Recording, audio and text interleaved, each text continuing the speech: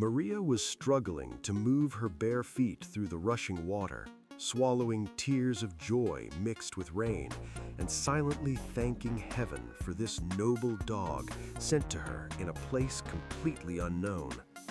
Luck was on their side. Slipping through a half-open gate, they found themselves inside a large building. Along the wall lay boats placed side by side. The sharp smell made it clear this was where they were repaired. On the opposite side stretched long shelves filled with fishing gear and all sorts of other tools.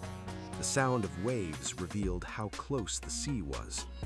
Passing a crate of rags used by fishermen, Maria chose a couple of large, colorful pieces, perhaps once bed sheets, and dried herself. Max did not linger. He tugged at the hem of her clothes, urging her onward. They entered a brighter room, resembling a place for rest. Whatever had made the men leave their untouched dinner without even turning off the light must have been serious. The sight of food suddenly awakened a hunger she had not felt just moments before.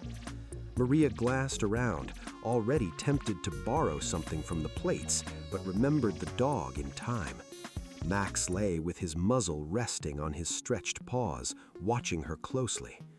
She immediately pretended the food did not interest her, busied herself with unnecessary movements, and grabbing clean men's underwear from a dresser's drawer, disappeared into the bathroom.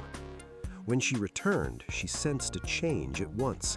Everything looked the same, except for one thing: the plates were empty. Keeping an indifferent expression, Maria looked at Max. He lay in the same place, but in his moist eyes beneath house-shaped brows, along with love and devotion, there was now unmistakable satiety. Max rose abruptly. By the movement of his ears, it was clear he had caught unfamiliar sounds. Maria did not resist and followed him obediently into the darkness. The surface beneath her feet felt soft. Max pulled her gently downward, and she sat. Soon voices could be heard, rare remarks exchanged between men, then a burst of coarse swearing, directed, it seemed, straight at Max. Apparently, he had been here before. The dog crawled closer and laid his head on Maria's knees. She stroked him, granting him her quiet protection. The men calmed down quickly. Clearly, this was not the first such incident. From the familiar sound of liquid being poured, it was obvious they were tired and in need of rest. They began discussing the event that had interrupted their dinner. A neighbor had run in with an alarming news. Boats tied to the pier were about to be dragged out to sea. Judging by the cheerful tone, everything ended well, and now they gladly recalled the details of the rescue. Maria stretched out fully and finally relaxed. Max settled beside her, breathing loudly, enjoying his fullness and the nearby company. The exhaustion was so great that they soon fell asleep. Their dreams were restless. Maria groaned and tossed about.